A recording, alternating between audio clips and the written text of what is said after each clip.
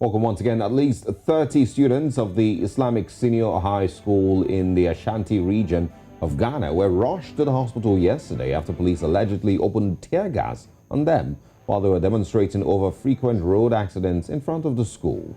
The students were said to have blocked the road in front of their school in the course of their protest over frequent knockdowns, noting that frequent calls for speed ramps have fallen on deaf ears. What was meant to be a peaceful demonstration, however, became troubling when the police were deployed with reports of tear gas and bullets fired in the air, which left some students injured.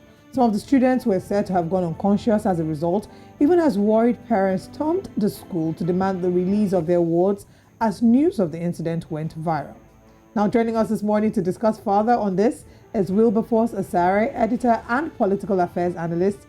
Thank you so much for being here, Wilberforce. Good morning. Thank you very much for having me. All right, now give us a clear picture of what really happened at the school that led to this sad development, rather sad one. All right, so this school in question, the Islamic school, is a school that is in the Ashanti region. Now, Ashanti region is the second biggest region in Ghana.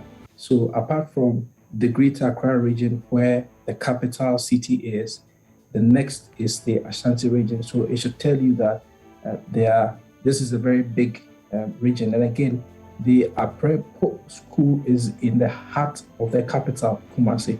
And so that also should point to the fact that it is a very busy area. Now, the students are protesting because several drivers over the period have been driving in front of the school. And because there are no speed ramps and what have you by that road, it has resulted in a lot of accidents, which is usually a phenomenon in Ghana when roads are pretty good in specific places. Drivers, especially the commercial drivers, tend to ride on these routes with a lot of speed and without much regard or care.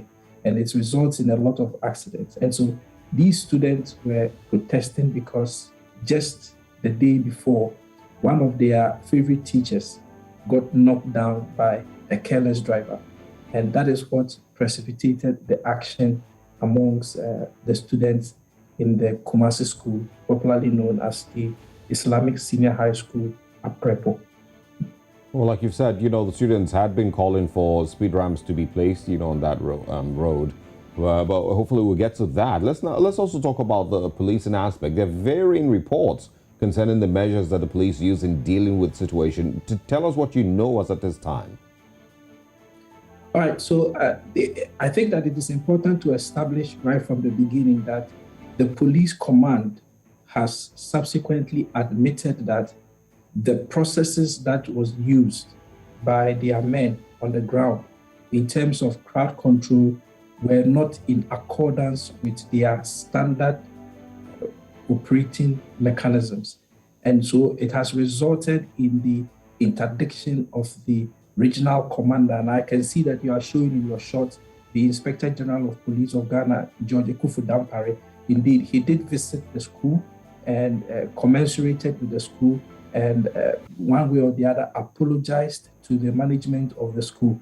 So the latest statement from the police indicates that the Deputy Regional Police Commander, DCOP Kwesi Akomia Apreku, who was acting as the regional commander, has been removed from his position and has been interdicted. Two other officers, ACP George Ankuma, the regional operating officer, and ACP Alex Kujo Akwa, the Swame, this divisional police commander, have also been interdicted to make way for a thorough investigation into the incident. So you would confirm clearly that the police have admitted that they did not follow their standard procedure when it comes to crowd control. There are things that they do. You don't just go straight to firing warning shots and using pepper spray and all that. You must go through certain processes. First, appeal to the people, try to disperse them peacefully and all that before, if there are resistance, you move to the next level. It looks like the police command that was on the ground moved to the highest level. Immediately, they saw the crowd and it resulted in the casualties that are there. So the police command itself has admitted and has decided to take steps to remedy the situation. So the people who got injured, who were in the hospital, the police updated statement indicates that they have been treated and discharged. And then those who require further treatment are also being treated. All right. Well, before I go into my next question, we've talked about the police admitting, taking fault in this regard. But we do have a statement by the police. Let's take a look at the statement, and then I'll come back to my next question. All right.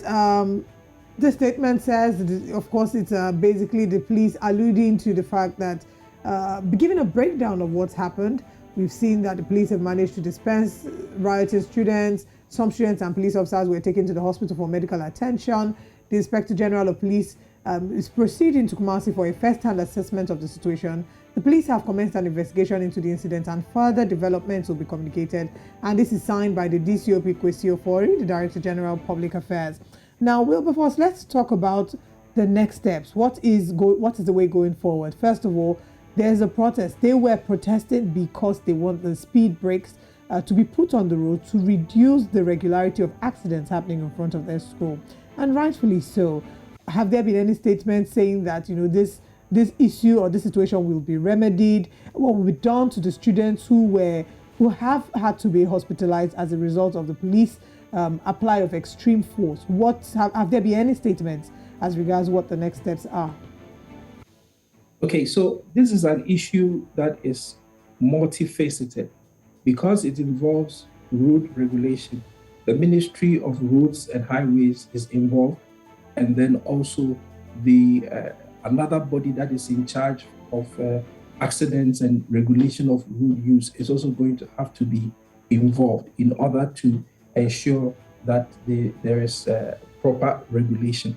So ordinarily here in Ghana, where there are schools, we know that controlling traffic or controlling road usage is extremely important because students, one way or the other, will be crossing. Where my office is, I'm just about 5 minutes away from a very big international school.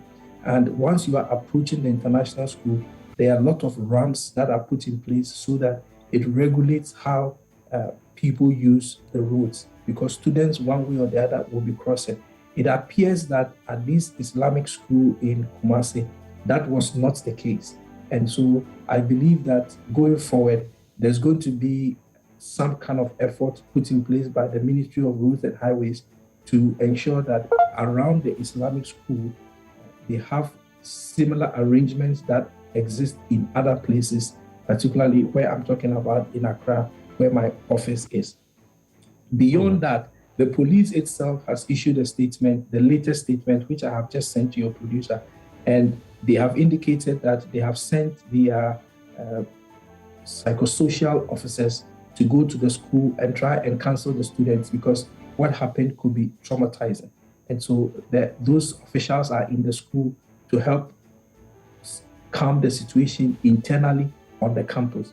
If you look at the images of the school, this is a very prominent school because the building even shows to me from what I know about other schools that this is a very upscale school. And so what needs to be done will probably be done. I believe it's an oversight. And that is what has resulted in all these accidents. We've had a similar situation at the University of Cape Coast where the main highway in front of the school was resulting in a lot of accidents. Subsequently, based on protest, the highways moved there. They put in a lot of speed ramps. And since then, it has really reduced, if not eliminated, all the accidents that used to happen in that particular vicinity, the Cape Coast University. So I believe the same thing will happen here at the Islamic school in Kumasi. Absolutely, and they probably also need to look into enforcing speed limits on certain roads, even without the speed ramps. People also need to know that they can't go beyond certain number of miles per hour, kilometers per hour. Well, thank you very much, Wilberforce Asari, for joining us this morning. And we, of course, wish you a great day ahead.